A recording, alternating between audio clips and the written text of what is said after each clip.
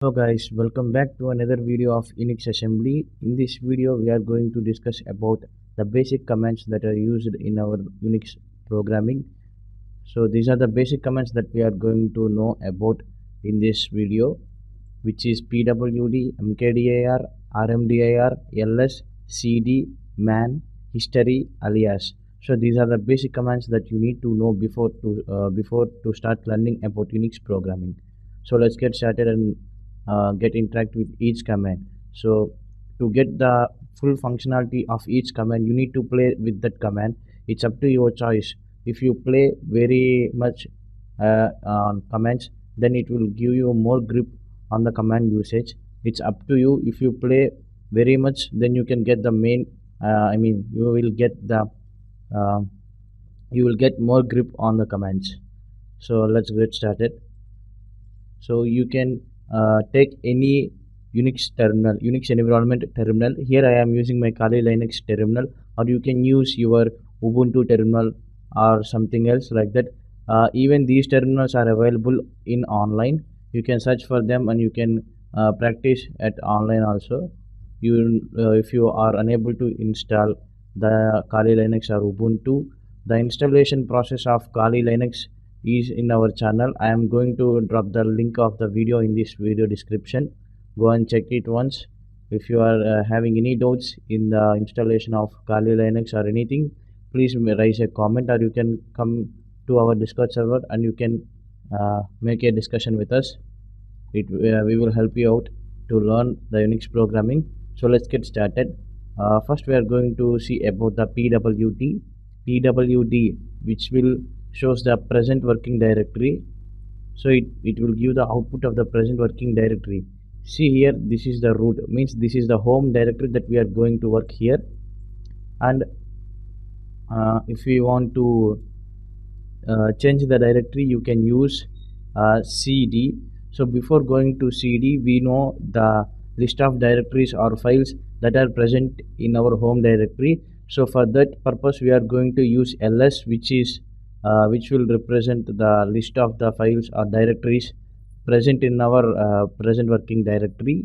So ls, so these are the present directories that are currently available in our present working directory.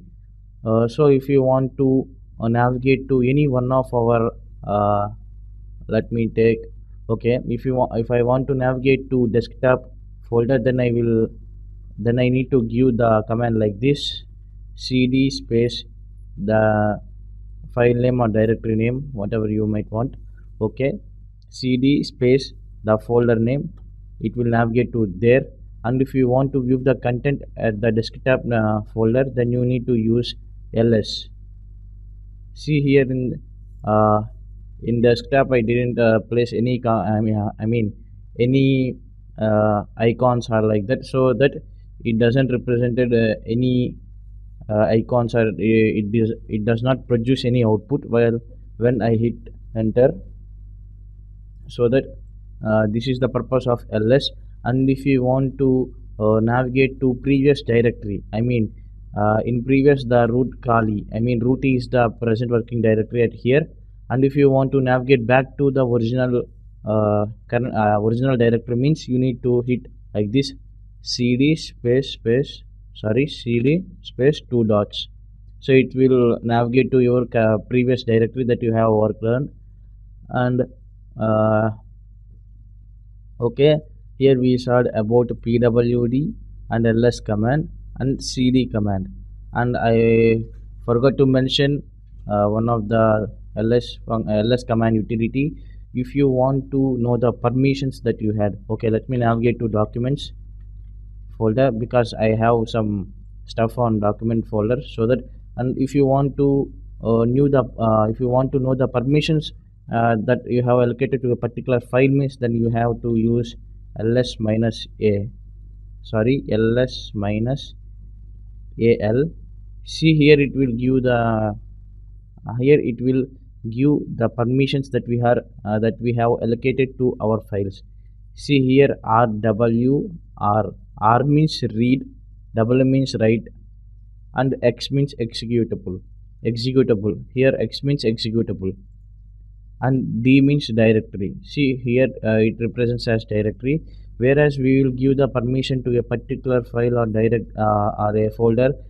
We will give the permissions in three levels. One is user, another one is group, third one is owner level.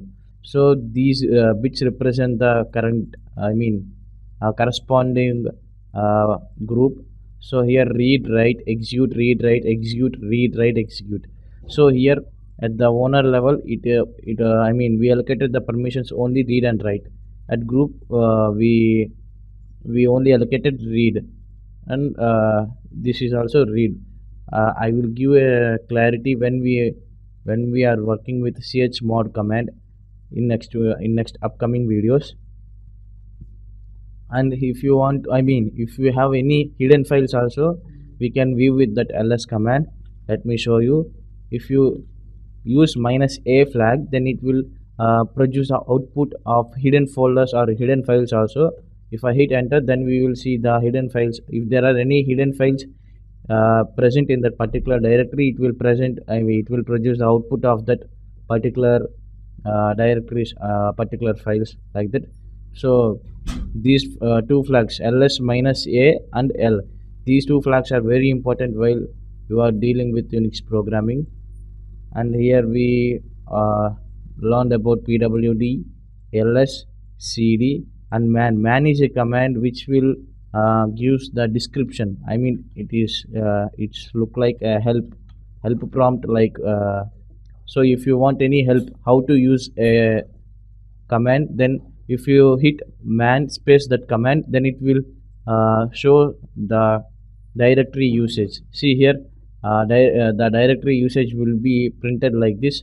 And if you want to know anything about that command, you can see you can use the man command, and then you can visit these things, so that it is very useful if you are new to a command. So this is how we use man command. And next we are going to use alias command. So alias command is used to change a particular command format. So let me say that clear. All members know what is meant for clear. It will clear the output of the terminal. It will clear these all things. Clear means, so if you want to use clear, if you want to change the clear command format into cls. Oh, okay, clear alias cls. Okay, wait a minute. Clear alias cls. Clear options. Clear -t cls. Sorry, I think okay, I will explain about this alias command in next upcoming video. Okay, do not print caches version. Okay, I will deal with this alias command in next upcoming video. I will explain about this alias command so that you will get an idea. For just now you leave this command. I will show the example for next video. I will show the usage of next alias command in next video. And here history is a command that is very useful.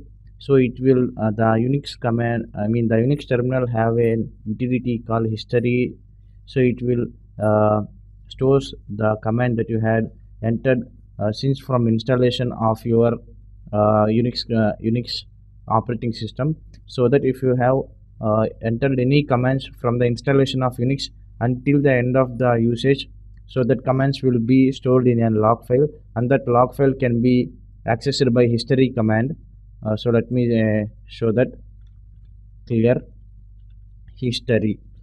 So here these are the commands that I typed since the installation of this Kali Linux system.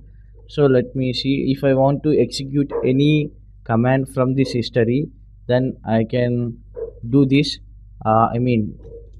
exclamation and that this number, the number that is corresponding to our command. So if you do that, then the clear, see, wait a minute, history. Here 119 command is clear, So if I want to execute that particular command, if you use exclamation mark and you type that number, then the command will execute for you. And here we already explore so many commands. And mkdir docs, it is used to create a, sorry, wait a minute, see here, the directory docs has been created. And if you want to remove a document directory, rmdir space your directory file. So this is how you will remove the directory. See here that docs directory has been deleted. So these are the basic commands that I explain that I covered in this video, and this alias command will be covered in the next video. This is what all I got for this video. Please hit like button and subscribe to our channel. Have a great day.